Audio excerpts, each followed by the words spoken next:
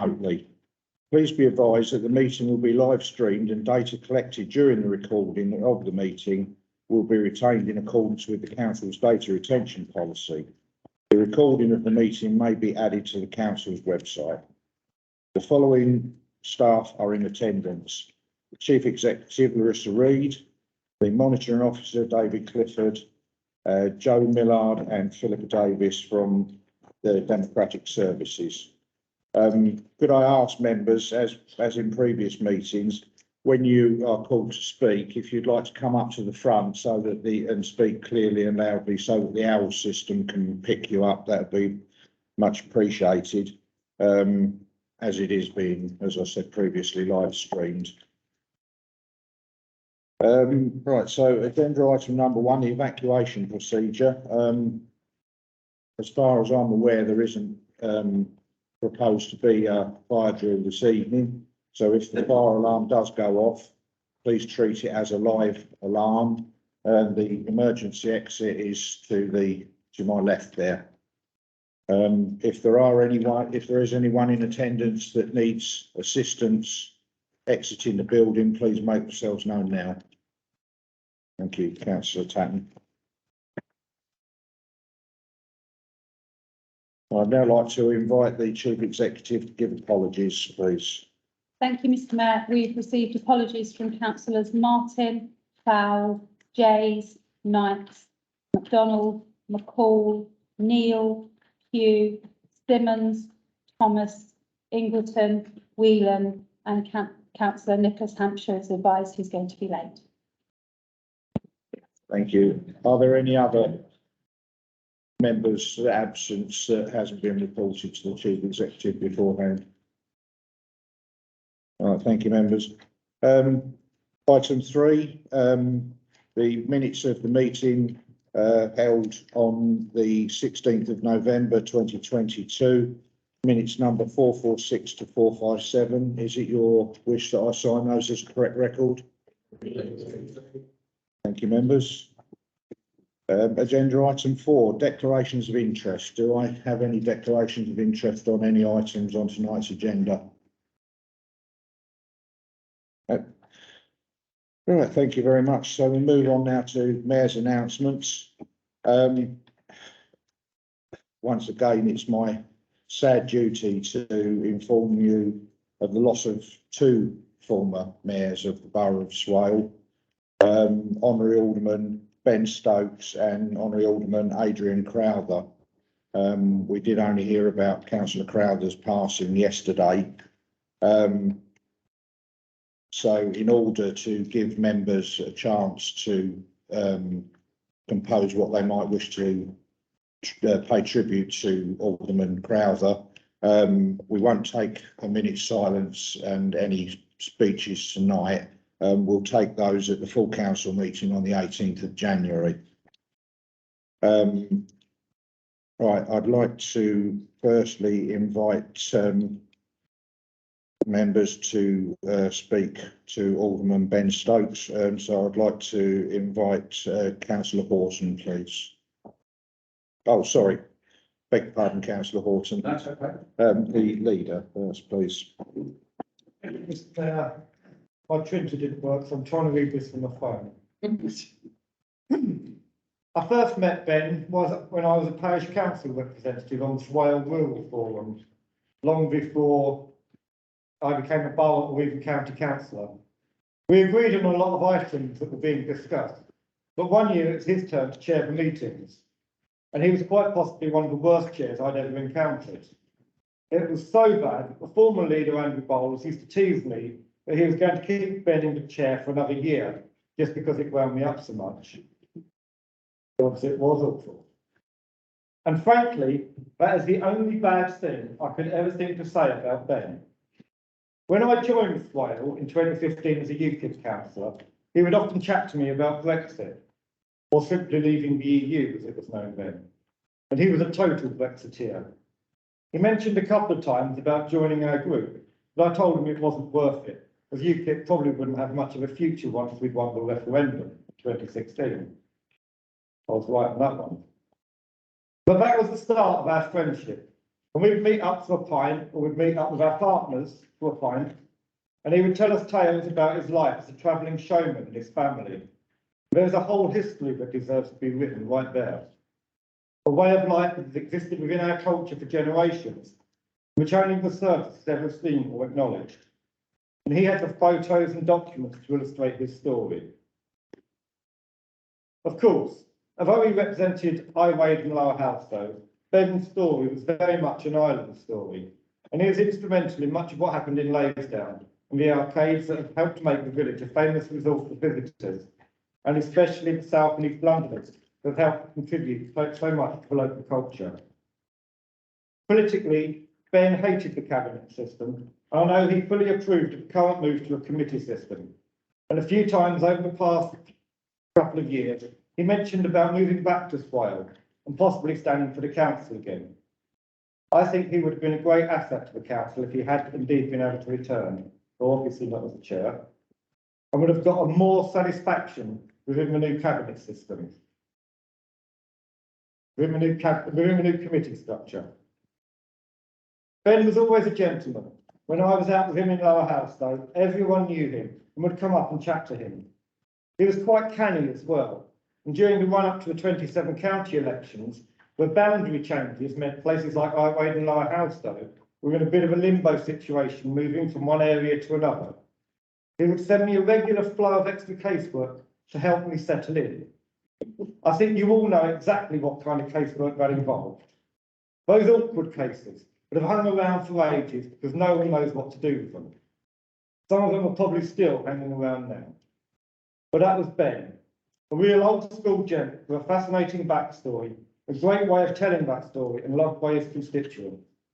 I miss going for a drink with Ben and Sylvia, but feeling rich by the times we did have in the stories that he had to tell. Thank you, councillor Baldock. Councillor Horton, please. Thank you, Mr. Mayor, and thank you, members.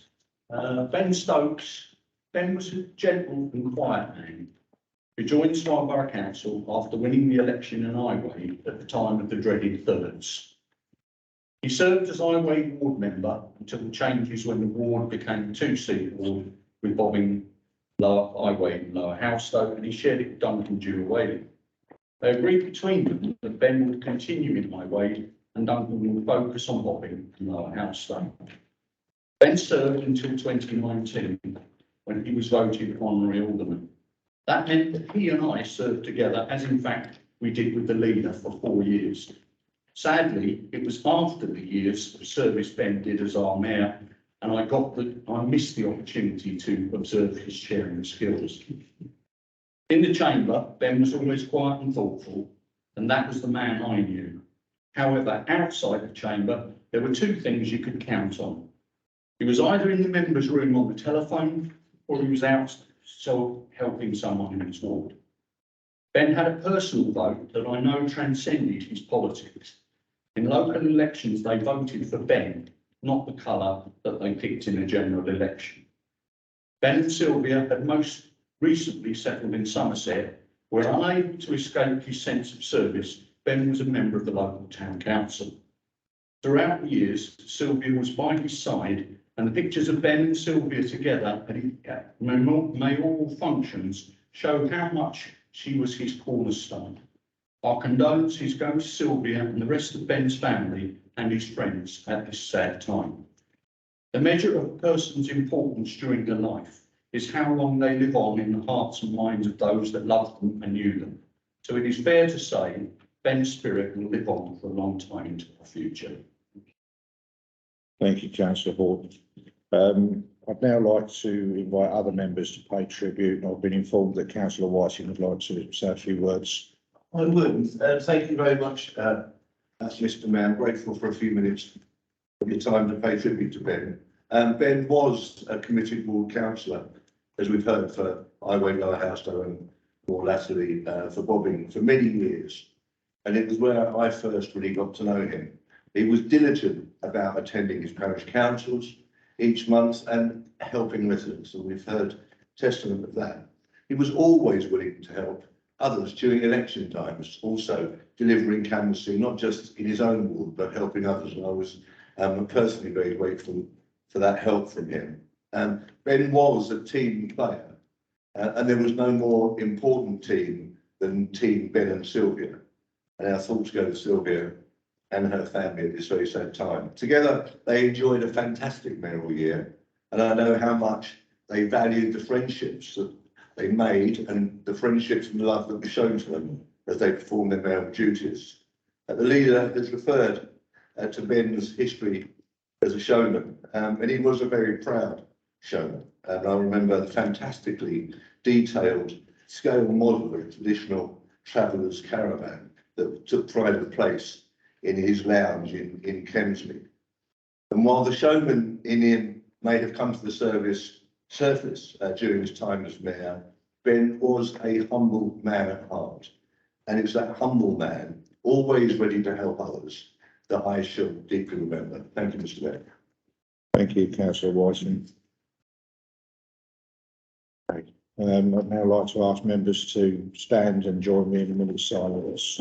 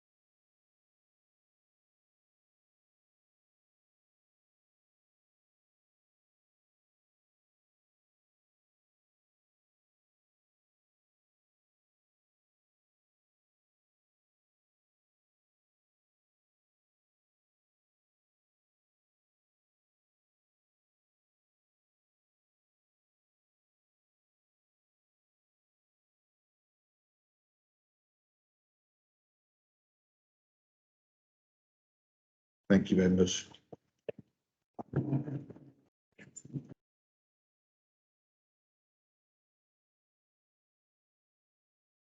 Before I move on from agenda item number 5, just a few announcements of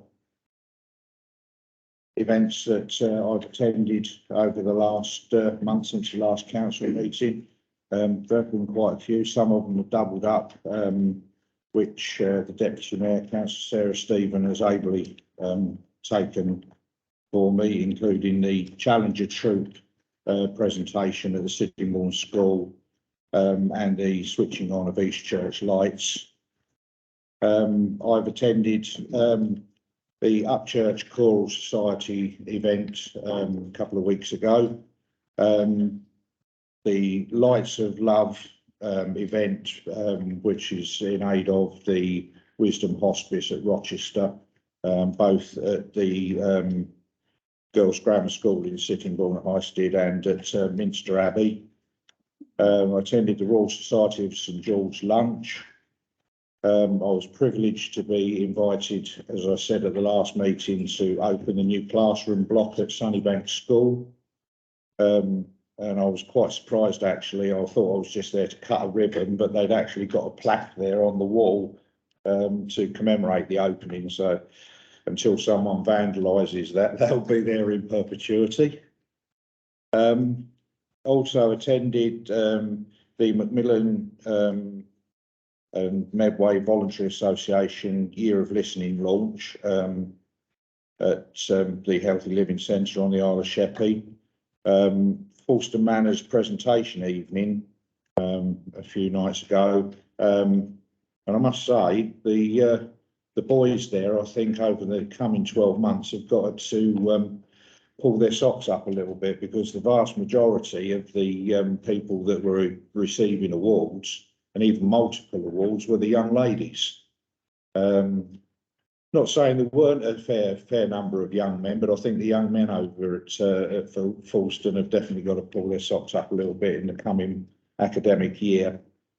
And finally, I was invited to the Para Archery Club. Well, it's an archery club for paralysed people and able-bodied people, which takes place at the Sittingbourne School on a Saturday.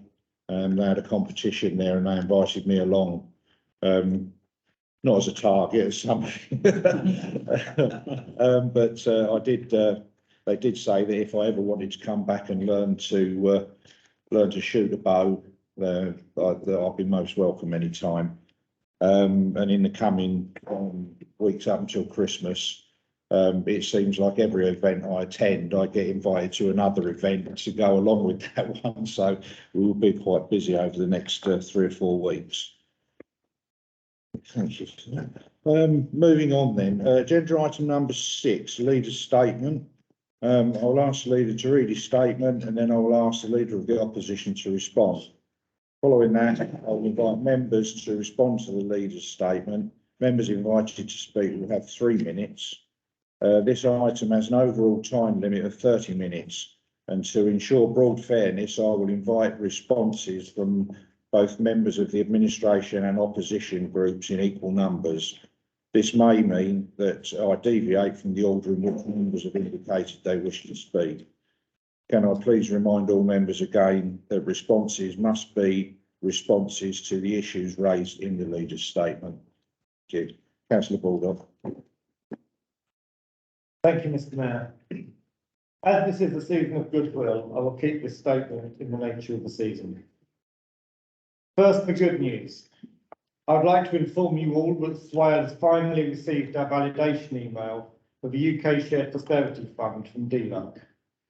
Following the assessment of the UK SPF investment plan submitted by the Council in August, the Secretary of State has now allocated the full funding for 22-23, 2022-23, with indicative allocations for the further 2 financial years up to and including 24-25.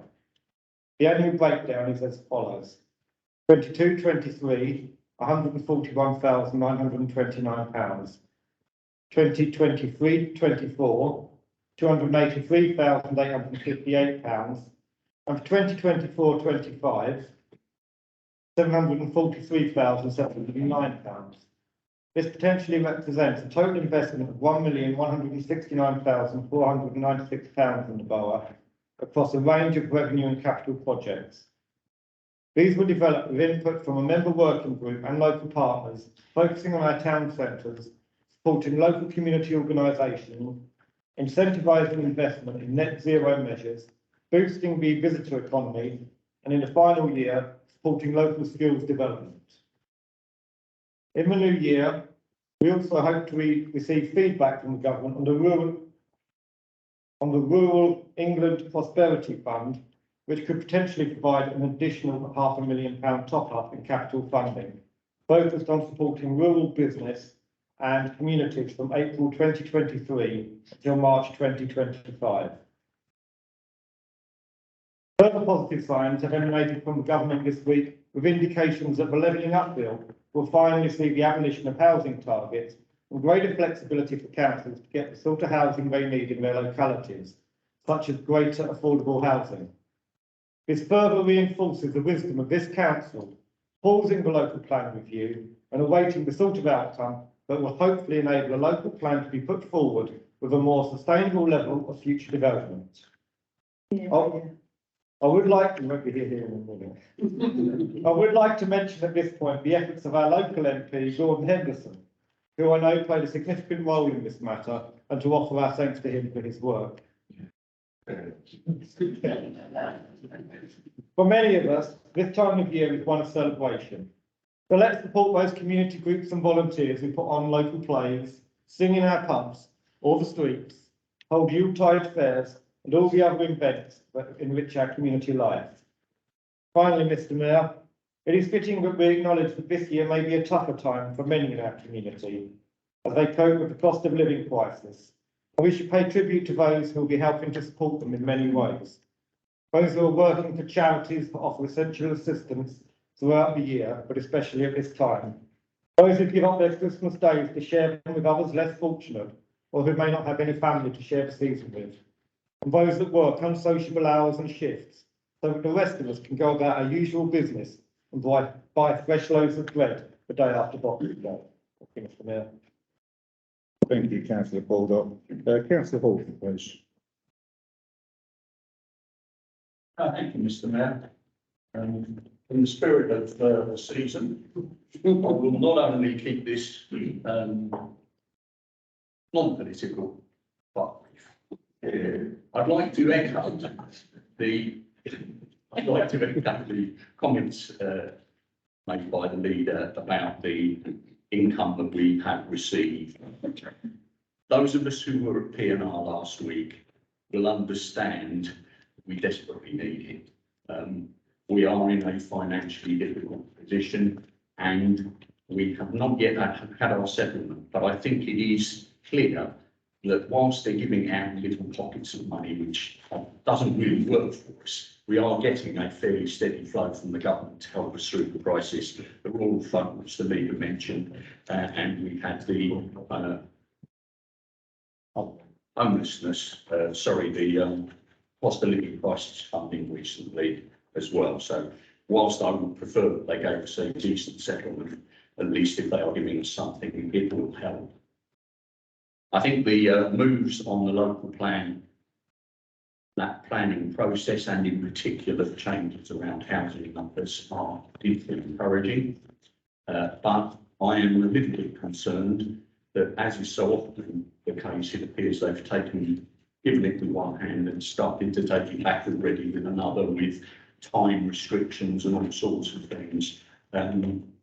There's talk of if your plan is in the advanced stages, you get a 2-year transition period. I'm not sure we're at that advanced stage, but I think we do need to get on and identify the sites from the call for sites last spring, so that we can show that we are making progress, albeit I understand we have suspended the process. I echo entirely the leader's comments about the contribution that everybody makes at Christmas and other special times of the year for our community.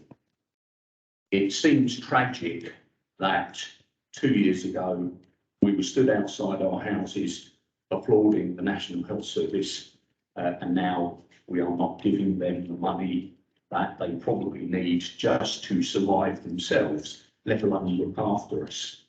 I don't think that is entirely, in fact, I am convinced it is not entirely a government issue, because I think the National Health is a behemoth that needs sorting. And the problem is when you give the people who lead an organisation the job of sorting out an organisation, what they do is get rid of workers, they never get rid of leaders. But I don't think the problem is all the government. I think the huge problem, part of the problem, is the National Health Service, but we do need to get it sorted because it's something that we cherish, every single one of us, irrespective of policies and politics. Thank you, Councillor Horton. Yeah, well, you said it, so I want you to give you the praise. Right, I'd now like to open up to other members to ask questions or make comments. Councillor. Thanks, Mr. Mayor. Yeah, firstly, I'd also like to echo the leader's comments about the news of further investment in Swale and the difference that investment is going to make to people who live in our community. It's going to be really important. And I just wanted to kind of thank the officers and the community groups that have worked really hard to get those bids in place. I have some concerns about the levelling up bill, specifically the statement that Michael Gove's letter that stated that housing needs should always be a starting point and nothing more. So as a local authority, we must be very firm in our advocacy for people who are in the most need, because we are in a national affordable housing crisis, and the letter states that areas will not be expected to meet this need where they are subject to genuine constraints. But at the moment, there is no guidance on what those genuine constraints might be. So I worry about the impact of that on those who are in need of housing, of which there are an increasing amount of people. The leader said that this time of year is one for celebration, and I wanted to welcome his call to support those that are enriching our community life and looking after the more vulnerable residents. Faversham Food Bank this week started opening on a Monday evening to provide their service to those who are in work and in need of feeding. Food banks should absolutely not be something that people in work or out of work should be having to rely on. But I'm glad there are people who are willing to pick up the people that do when they fall. So lastly, I guess I just wanted to wish all members and all council staff a very peaceful and restorative Yuletide period. Thank you. Thank you. Councillor Bowen. Thank you, Mr Mayor. To the comment from the leader's statements and the councillor Port's. As we go into the festive periods, and we talked about those who give their own time to making our lives a little bit better, or that little bit less difficult at times. But it's just I think we also need to be remembering those who we may just sit. I had a case of this at the weekend. That person who may be lingering around in the shop, in a cafe, because they've got nowhere else. They may not actually have the money to actually eat their home, and they're just waiting, sitting, trying to live. And I think it would be useful, I know we know it, but it might be useful if there was a way, as we go into the festive period, just like a memoir, a quick brief post or something that can be circulated to us, the members, and shared on social media, almost like the key contact points, that if you find yourself in this situation over the coming weeks, these are the people, these are the numbers you need to contact. I know we know it and we've had it before, but it would just be, I think, quite useful at this time, just one more go at it, so we can get that message out and share that with people, just in case that person who's sitting there with that 3 hour long cup of tea may actually make a difference. Thank you. Thank you, councillor Bowen. Any further members? Councillor Baldock, your response, please. Thank you, Mr Mayor. There weren't any questions as such, so I'd just like to echo all the statements that people said, the concerns and the congratulations. I think Councillor Bowen's point about emergency numbers was well made, and I'm sure the Chief Executive has made note of that.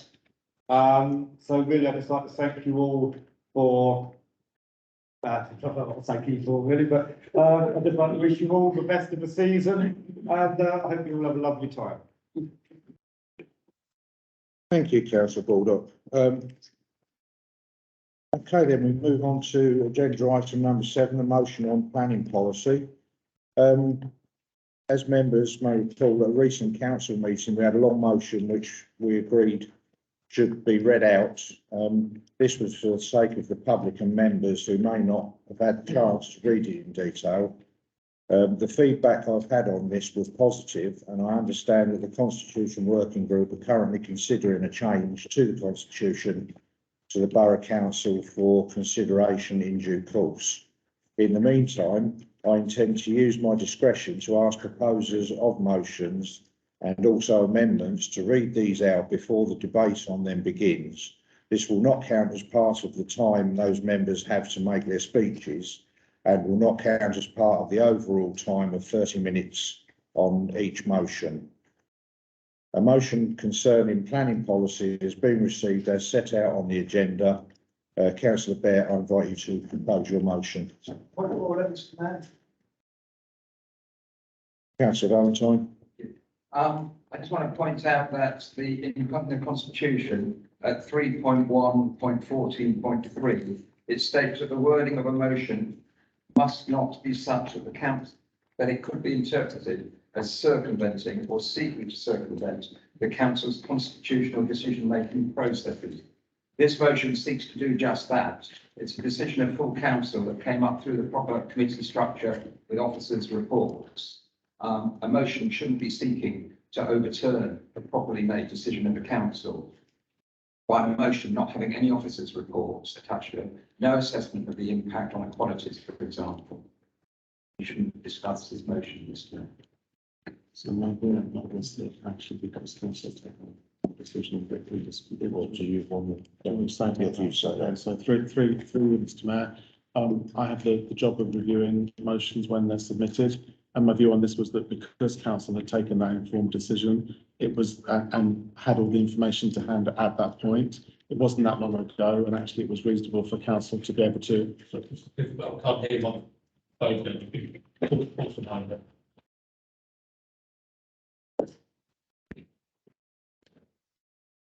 So my view was that because council had taken an informed decision about the policy quite recently, actually it was reasonable for it to be able to review that decision in the light of experience and decide to rescind that decision should it so wish. So I thought, in my view, the motion is sensible. That come through the committee structure. In my view, no. For the reasons I've given. Thank you. Councillor Bett, please. Yeah, thank you, Chairman. Just to correct what was just said, this was June 2020, so it didn't come through the committee structure. It was a cabinet referral to full council, and it was a full council decision. And actually, I don't think it was discussed at any committee prior to full council, if I remember rightly. Knowing that I had to read this out, I kept it short. Following the decision of the Policy and Resources Committee to postpone the Regulation 19 consultation and to shelve the local plan review on Wednesday, the 19th of October 2022, combined with a number of recent appeal decisions issued by the Planning Inspectorate and commentary made within them, this council resolves to rescind the decision taken by full council on 17th of June 2020 to adopt an interim planning policy for park home residences, and agrees it is no longer to be used as a material planning consideration.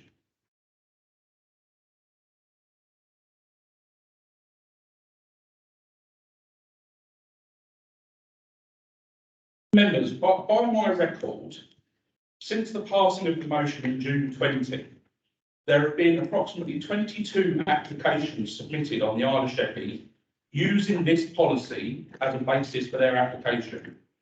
Of those, 4 have been withdrawn following comments from the planning officers, 17 have been refused under delegated decision, and 1 has made it as far as committee, but was then refused by the committee. Of those rejected under delegated decision, at least 6 have been subject to an appeal. Some are still awaiting determination, but it is clear from inspector decisions on those that have been considered that this policy does not quite hold up to scrutiny. In one case, the planning inspector on Plough Leisure said the interim policy was not publicly examined, it is not an adopted policy and does not form part of the development plan. Given the status of the interim policy, even as a material consideration, the weight that can be afforded in support of the development before me is very limited. On a later one, the inspector said the interim policy was not subject to full public consultation, and the consultation which did take place was largely with regard to a differently worded policy. The interim policy conflicts with the adopted development plan. Due to the amount and nature of consultation and its direct conflict with your adopted development policy, I attributed limited weight. In the latest one, and this is post the October PNR meeting, so it was after we made the decision on the local plan, the inspector commented, it is unclear whether the council anticipates that a specific policy for park home sites will be progressed. Nevertheless, because of its informal status, and as the previous draft local plan is not being issued, the interim policy can only have limited weight as a material consideration. Consequently, this interim policy does not justify an exception to national policy, which establishes that the proposal is objectionable in principle. It is clear to me that many of the warnings that were given in the original debate have come true and have been upheld by the inspectorate. The policy is simply not worth the paper it's printed on. Currently, with it sitting on our books, our officers are refusing applications but having to defend and appeal a flawed policy that conflicts with our local plan. I therefore propose that we rescind our previous decision. Thank you, councillor Bett. I'd now like to call councillor Hunt to second the motion and ask if he wishes to speak now, reserve his right. Happy to second, Mr Mayor, I'll reserve my right. Thank you very much, councillor Hunt. I'd now like to open the debate up to the floor. I have Councillor Horton first, please. Yes, thank you, Mr Mayor. I'd like to submit a motion without notice under section 3.1.15, subsection 4. I have some agreement with the comments which were made earlier, and I suggest that we send this to the appropriate body for consideration. Thank you, Councillor Horton. Is there a second for that motion, please? Councillor Palmer. Okay, so we'll now take that motion to the vote. All those in favour of the motion going to the Planning and Transportation Policy Working Group, please indicate.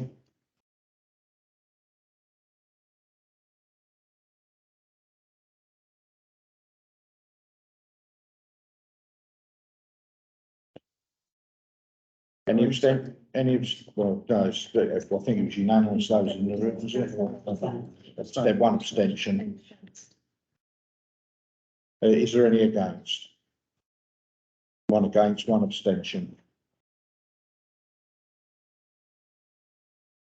All right, thank you, members. So that motion is carried. So this agenda item will go to the Planning and Transportation Policy Working Group. We now move on to agenda item number 8, motion re the use of barbecues. A motion concerning the use of barbecues has been received as set out in the agenda. One amendment has been received and tabled for members. Councillor Bowen, I'll invite you to propose the motion, and then you'd have 5 minutes to speak after reading your motion out. Thank you, Mr Mayor. I'll try to keep it short. The summer of 2022 has set new records in the UK for heat. Connected to this have been numerous fires that have devastated large plots of land, destroyed properties, killed animals, caused injuries and endangered life. Fortunately, it appears no life was lost, but the impact of these fires will last for years. Some of these fires were caused by people having barbecues and failing to dispose of them after they'd finished. One ember can cause a large fire. These can be from a barbecue or other means with a naked flame. Barbecues and any naked flames pose a significant fire risk if they are not put out properly and, if necessary, disposed of. These can cause grass fires in open spaces and scorching the grassed areas. The dry spells let the grass look like a tinderbox and increases the chances of a fire caused by a disposable barbecue. London's Fire Commissioner Andy Rowe has said, despite our grass fire warnings, we've still seen some people behaving carelessly and recklessly. On Saturday, the 23rd of July, firefighters prevented a serious blaze at Wanstead Flats caused using a disposable barbecue. We need urgent action now to see a national ban on the sale of disposable barbecues. They can be bought for as little as £5 and can cause untold damage, especially when the grass is as dry as it has been over the last few weeks. This council recognises the threat barbecues and naked flames can have on our land, but also that they can also be used appropriately and are an important aspect to the tourism of the area. Several years ago, this council agreed a motion to ban the use of lanterns on council land due to the risk they present to livestock and fire. Barbecues, if unmanaged, are an even greater risk. This council recognises the comments from Andy Rowe and resolved to ban the use of disposable barbecues from all council-owned land, with the exception of registered campsites or events, to have a risk assessment in place and methods regarding use and disposal agreed with the council. This council recognises the comments from Andy Rowe, would support a ban on the use of barbecues from all council-owned land to the extent that this is possible, with the exception of registered campsites, beach huts or events that have a risk assessment in place and a method agreed with the council regarding use and disposal. Would support the introduction of a charge or fine to people who did not follow such a ban to the extent that this is possible. Requests that the Environment Committee to undertake the necessary work to develop and adopt a policy which would fulfil these objectives to the extent that they are feasible within the law and any other relevant constraints. And finally, calls on the government to introduce a national ban on the sale of disposable barbecues as soon as possible and resolve to write to the relevant government departments and our local MPs expressing this view. The intent of this motion is also connected to the environmental emergency and our need to protect the grasslands for people's leisure and welfare of animals and all those who rely on the grasslands. We recognise that a blanket ban on barbecues would have a serious consequences on aspects of our tourism in Swale, as it is popular with people when camping, and we do not wish to deter this. Now, Mr. Mayor, I'm proposing this motion that will help Swale Borough Council protect the environment from the risk of potential fires that could occur from having a barbecue on council land and a coal, a spark, a firelight, etc., fall and ignite the grass around it. We all saw the fires on the TV over the summer, which were caused by the extreme heat of the sun and various heat sources. A match, no pun intended, made in heaven for fires. Whilst was the barbecue, we saw an incident in the summer at Barnes Point where the effects of a heat source has on the dry grass. Let's not have that happen as a result of the barbecue. I'm of the opinion that whilst the summer of 22 was extreme, I do not think it will be unique, and we are likely to have more summers reaching temperatures where ground is so dry and wildfires can easily take hold. I hope that I speak for all of us in the hope that we do not have this happen in Swale. We are not alone in our desire to reduce the potential risk of fires, as Canterbury City Council, I understand, are consulting on the ban of barbecues in public areas. But we have the opportunity as a council today to lead on this, and in doing so, it may just empower other councils to follow our lead. We have a climate emergency declared. This motion supports as it aims to help preserve and protect our spaces. The last part of the motion calls on central government to introduce a ban on the sale of disposable barbecues, and I support this. However, I think the government of today, and likely future governments of whichever party, are not going to have this as a priority, given the current climate of war, the effects of a pandemic, cost of living, and a crisis with industrial relations. Maybe, just maybe, if enough councils start to introduce this, central government may get the message. But let's not wait for that and do more than just send a letter. Let's not wait to be led, but lead from the front. We need to do what we can to protect our open spaces in order for people to enjoy them. Help with the climate emergency, protect habitats and wildlife, protect property and keep people safe from the results of any fire on grasslands. The idea is not one to be a killjoy for people, quite the opposite. I want to preserve our areas so that as many people can enjoy them as possible. A few years ago, this council passed a motion banning the use of sky lanterns due to their effect on the environment. At the time, it was said that a good motion should be voted for. And I think this motion is in the same vein. I, nor the motion, do not have all the answers. And work will need to be done to make this happen, which is why I suggested it's for the Environment Committee to discuss, develop, maybe improve and enact this. Members, this motion is not intended to be a political topic, nor one for point scoring or nitpicking, but comes from a place in me that is a concern of the environment and everything that goes with it. You could say I have a burning desire not to have burning in the borough. We were all elected in 2019 to be community leaders. We have the chance here to do exactly that. Let's take the ball by the horn, mount the charge, be a light for others to match, or however you want to describe it, but lead and be the leaders we were elected to be. Thank you, Mr. Mayor. Thank you, Councillor Barn. I'd now like to ask Councillor Dendor to second the motion and ask if he wishes to speak now or reserve his right. I'm pleased to second the motion, Mr. Mayor, and I reserve my right. Thank you, Councillor Dendor. Now open up the debate to the floor. Councillor Horton, please. Thank you, Mr. Mayor. I appreciate that's twice you've given me the opportunity to go first.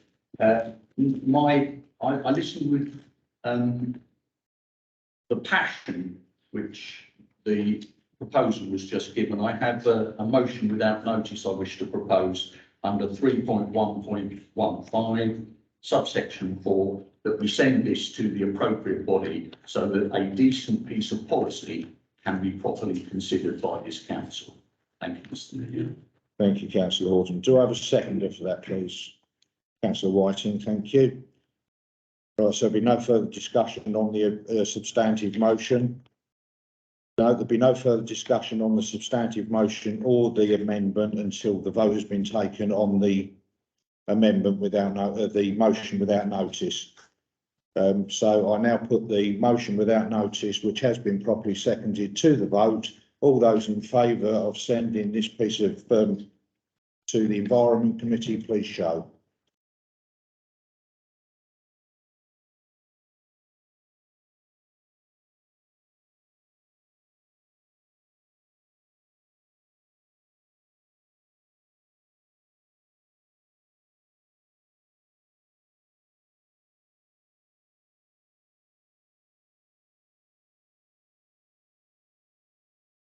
Any against?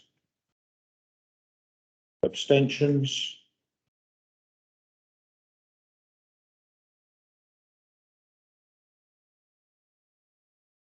So that motion is carried. There will be no further debate on the substantive motion or the amendment. This piece of this motion, the original motion, will now go to the Environment Committee for the work to be carried out. Can I raise a point of order on this? Councillor Saunders. I'm disappointed that we're not discussing this motion this evening. Myself and Councillor Gibson are now prepared 2 nights to speak to the amendment that we put forward. What is your point of order, My Councillor? point of order is about the timing of this. At the last council meeting, we had a very similar motion. I'm afraid it's not really a point of order, Councillor Saunders.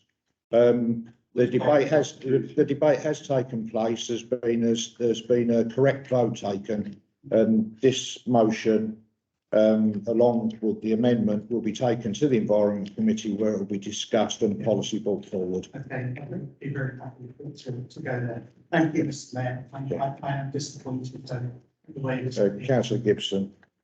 Mr. Mayor, can I just correct you if I may? There was no debate. That is correct, because there was a motion without notice put to the floor, which was seconded and correctly voted on. We had an amendment on the table, and the point that Councillor Saunders is making, the same as I would make, and I'm sure any other councillor here would make, that we have not been informed of any of that until we've just. With respect, Councillor Gibson, you'll have your chance to put all your points of view and everything forward to the Environment Committee when it goes before them for discussion. Thank you.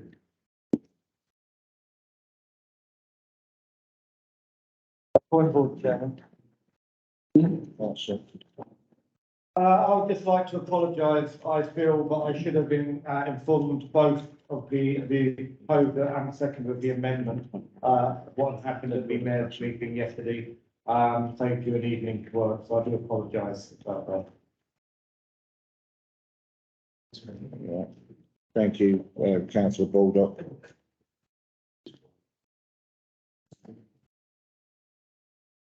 Yes, okay then, moving on to agenda item number 9, questions submitted by the public. We have no questions from members of the public this evening. So we move on to agenda item number 10, questions submitted by members. Again, we have no questions that have been received by members. So we move on now swiftly to item number 11, constitutional amendments, petition scheme. I invite Councillor Baldock to introduce the report and propose a recommendation. Thank you, Mr. Mayor.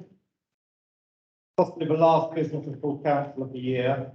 I think that our petition scheme at the moment, we don't have many petitions, so this is a hope that we've revised it, will make it more appropriate, and hopefully we'll have a few more informed petitions put forward in the months and years to come. So I'm happy to move to recommendation. Okay. Thank you, Councillor Baldock. I'd now like to invite Councillor Horton to second the motion and ask him if he wishes to speak now or reserve his right. I'll speak briefly if I may, please, Mr. Mayor. I am delighted to second this. It is the product of what is proving to be a very effective constitutional consideration group. And we are arriving at a position where we are getting a better constitution as a result, better fit for the current decade, and this is just a natural development within that. It's a good piece of work, and I recommend it to the chamber. Thank you, councillor Horton. I now open up the debate to other members who wish to speak. Councillor Harrison first. Yes, thank you, Mr. Mayor. I do have brain fog at times, so I don't always remember reading stuff, but I do read it. I don't think there's anyone else called councillor Harrison on this council. Paragraph 2.1. I mean, it might have been in a dream, but nobody's told me I'm now on this working group party. I would have liked to have known.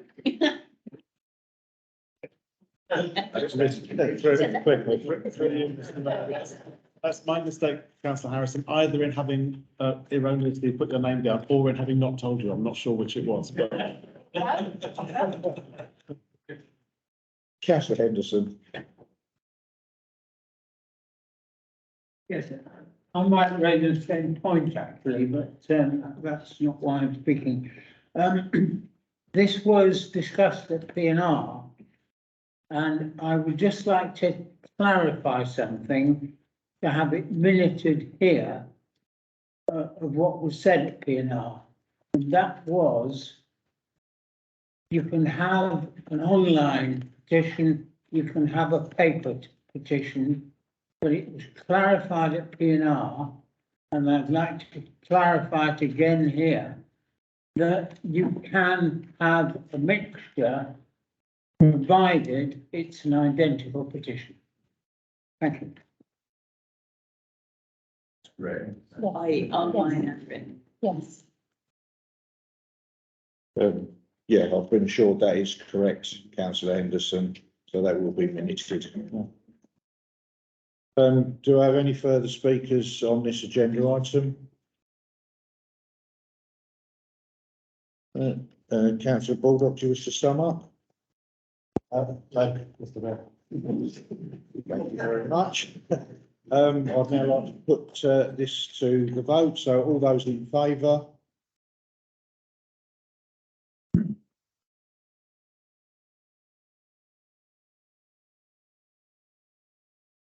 Thank you, members. That's unanimous.